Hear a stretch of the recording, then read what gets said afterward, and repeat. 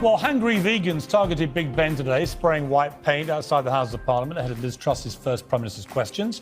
The Animal Rebellion protest group says the white paint symbolises milk and was intended to represent the destruction of the dairy industry. Also represents, of course, petulant vandalism and the destruction of a historic building.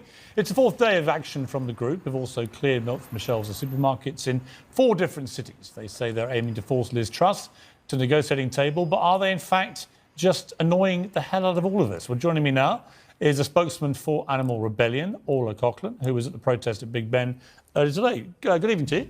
Thanks so much for having me. Why would chucking paint all over Big Ben persuade someone like me to give up meat?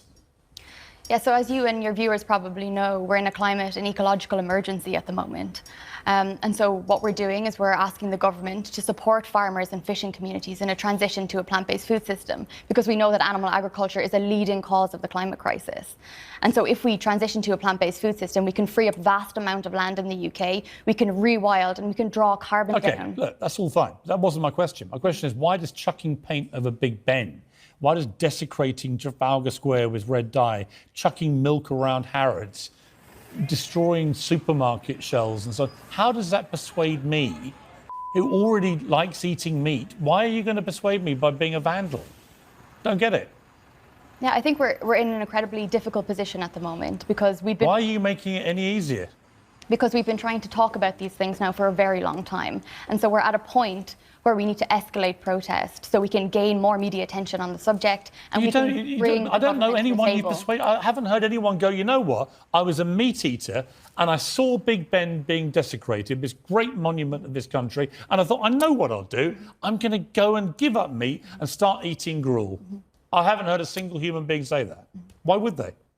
I think the purpose of protest is not necessarily to win over people. It's to bring these... To annoy us?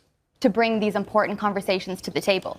Yeah, but we know the conversation. You're a vegan, right? I'm a meat eater. Why can't we just both live happily in each other's orbit? Why can't you let me just get on with eating meat and you eat your gruel and we'll all go home happy?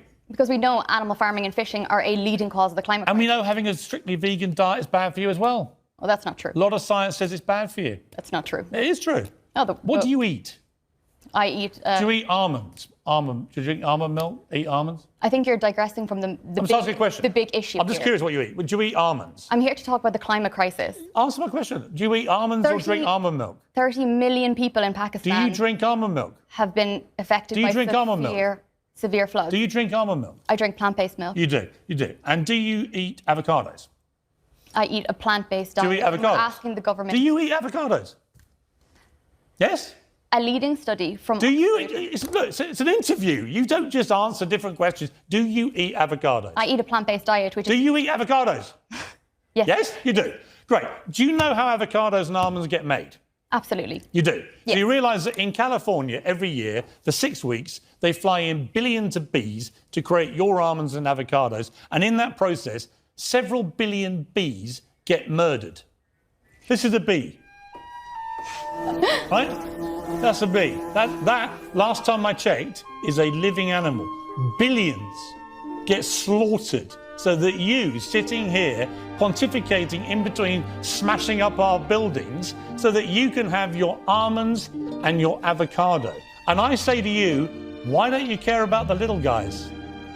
Can I say that It's total hypocrisy, isn't it? You don't care about bees being murdered? Will you let me speak, Piers? Huh? Will you let me speak? Why are you laughing? It's not funny. I'd like to respond. Bees getting slaughtered and you giggling away like it doesn't matter, whilst destroying buildings because you care so much about animals. You don't care about the little guys, do you? I'm laughing because I'd like to answer your question, and I've been brought on the show to answer your question, so I'd really appreciate being allowed You're never going to persuade me, because I think you're a hypocrite, like a lot of vegans I've met. You can all be as hangry as you like and not have meat. I don't believe in the science of a strictly vegan diet. If vegan diets worked, a lot of animals wouldn't eat other animals. Do you believe in the climate crisis? Yes. Well, the animal agriculture, farming and fishing is a leading cause of the climate crisis. You know what's also a leading cause of climate crisis? Planes which carry vast amounts of your avocados and your almonds from California and fly them thousands of miles to your table here in your vegan cafes. And then they also go in trucks. And that is an environmental hazard too. So you're not only are you killing billions of bees, you're destroying the planet. And yet you have the brass neck to sit here in between munching your almonds and your avocados and start preaching to me about how virtuous you are about not killing animals and saving the planet. I'm like, hang on, you're destroying the planet and you're killing billions of bees. I don't get it. Can I respond? And you're wrecking Big Ben. Can I respond? And Trafalgar Square, and you're breaking up Harrods. I hear that you're very frustrated. No, I just find it such absurd, hypocritical nonsense. I honestly do. I would really like to respond to that. Go on then. So a leading study from Oxford, which is the most comprehensive study on food and the climate that has ever been done before, has said that animal products, that's farming, animals and fishing, is the leading cause. Is a bee an animal? I'm not finished, sorry. It surpasses... Ola, is a bee an animal? It surpasses... Is a bee an animal? Piers, Is a bee an animal?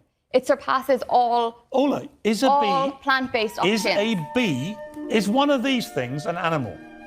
Of course a bee is an animal. If a bee is an animal, why are you slaughtering them? Why are you not talking about the most important issue that is facing our planet Because today? it's rank hypocrisy. It is not hypocrisy.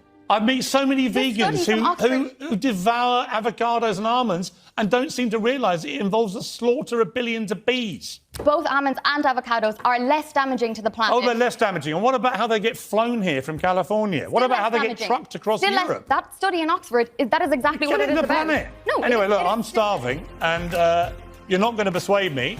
And my response to you destroying all these things is to have a Big Mac. Because you know what? It's a free country, it's a democracy, and I'm allowed to eat meat, and I'm certainly allowed to eat meat when someone who kills bees to feed their avocado habit minds. What we're asking is for the government to support farmers